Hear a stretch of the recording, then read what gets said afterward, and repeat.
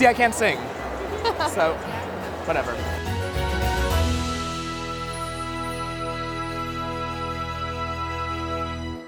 Bibbidi boppity booyah, everyone. It's Princess Chris. Welcome to my tea party here at KatsuCon. I'm joined with my very magical guest. Hi, I'm Sinead, and I'm Fairwind Cosplay. We're talking about the most iconic princess, besides Diana, probably the most iconic princess of all time, Cinderella. What does the story of Cinderella mean to you? Cinderella's a story about kindness, you know? The new movie says have courage and be kind. This is a story about a person who has suffered through so much and yet still has so much hope and kindness within herself to forgive those who have hurt her. And when you're good and kind to others, then you get your happily ever after. Absolutely. It really annoys me that so many people look at the story of Cinderella and be like, you know, she didn't do anything and then a man just came to her. And it's like, I don't think you understand what karma is. It's a whole story of karma. Just because it is someone finding a prince, that's not everyone's happily ever after, but that's just one that we all fantasize about. Besides, I still do. So tell us about your gown and everything. You look stunning. Oh, thank you. We match almost. We do. So my gown is made by Need a Little Magic, who is a Canadian costumer, and she makes costumes for princess performers and character performers like me. And my wig is styled by Katie's Thingamabobs. Oh, is it really? Yeah. Her wigs are so good. I don't know how many Cinderella movies exist. Do you? A lot. Cinderella is such a universal story that exists in so many different cultures, so it's Yeah. only natural that there are so many different adaptations. Not all of them are good. I'd like to point out not all of them are good. So why don't we begin with what I think is everyone's first Cinderella movie. The iconic one. This year is the 70th anniversary of the Disney animated film Cinderella. Why do you think it's stuck with people so much? I think just the magic of the animation. Like, Walt Disney considered Cinderella his princess. The moment of her transformation from her rags to the gown is his favorite piece of animation that he's ever created and overseen. Yeah, I think it's one of mine too. Yeah. Look at this and everyone knows it, and it's became the template for all the other Cinderellas. Yeah. Because who knew what it could have been? It could have been something completely different and changed Cinderella throughout the entirety of everything. I don't know, she could have had some like ugly yellow dress that looks like a wilted, squished lemon daffodil, played by an actress who can't act and decides not to wear a corset even though the movie takes place in the 18th century where there are corsets, Emma Watson! Remember, have courage and be kind. Yes, yeah, they're scared of me. This wasn't the only Disney movie of Cinderella that was ever made. A couple of years ago, we got what I deem, I don't know about you, but I deem it the best dress in Disney history. There's actually someone wearing it right now, and she looks absolutely beautiful. The live-action Cinderella dress, designed by Sandy Powell, worn by Lily James. It's just so beautiful.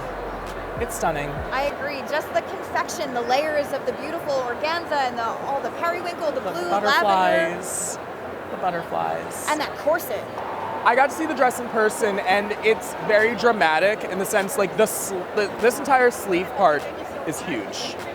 It's huge. So when you're looking how big that is and how much layer skirt that is, the waist is going to look smaller. Sometimes I have a problem when a lot of creative liberties aren't completely taken. Like, yeah, she has the blonde hair and the blue dress like this, but it's not trying to be the classic. It's taking its own route while still remaining true to having a big blue dress and the blonde hair.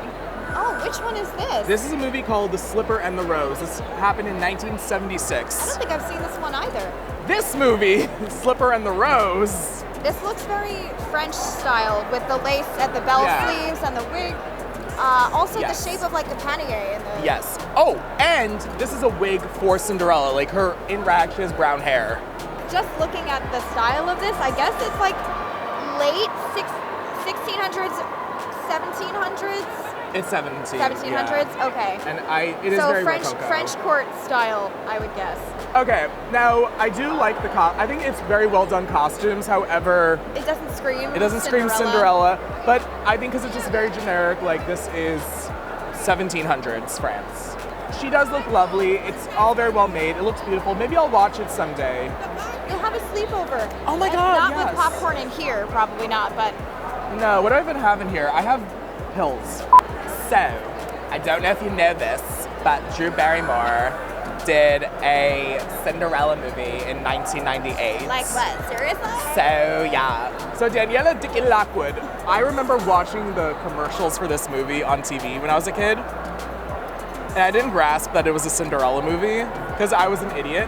So I just rewatched this movie, and I guess I didn't understand it as much when I was younger the first time I saw it. But then I really appreciated like that it is a Cinderella story with some like tropes that weren't tropes back then, but are tropes now. So I kind of was just like, hey, I get it. She's sassy. She's saucy. She's sassy. She's saucy. And she's not afraid to call out on somebody when they're wrong.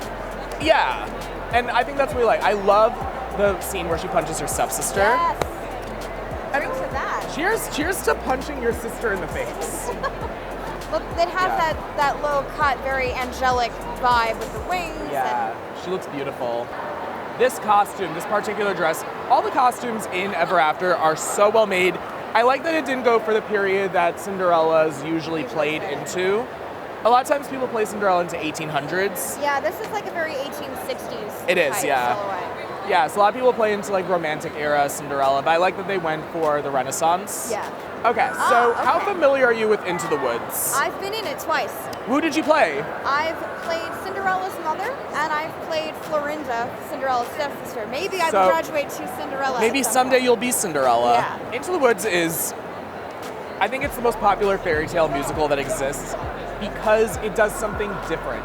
It deconstructs what you think is going to be in a fairy tale and turns it completely on its head. What you've wished for isn't necessarily everything you wanted. So we're looking at the film version with Anna Kendrick, everyone's annoying cousin. I'm sorry, she's getting on my last nerve. She's everywhere. Anna Kendrick, when they cast her as, there are people who think I'm Shane Dawson, and so they're saying hi to me. So, when Anna Kendrick was cast as Cinderella, how did you feel? I knew she could sing. I didn't. I thought Anna Kendrick did a good job, and I really like the Colleen Atwood costume that we got here.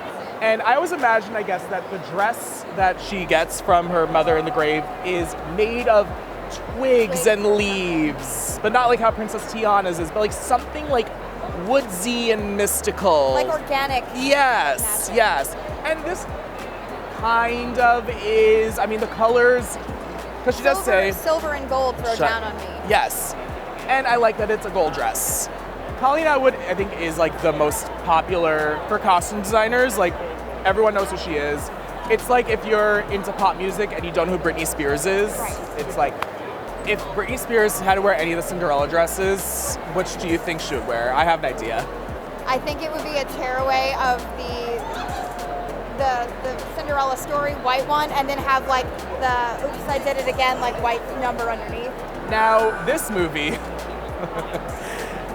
I think I hate this movie. I do too. It's just like... Vapid. I liked a lot of things on Disney Channel when I was younger, but it's such a Disney Channel movie. I did not care for anything Hilary Duff did, I think. What? The thing with wearing white to like a high school graduation or a prom is... You're gonna look crazy.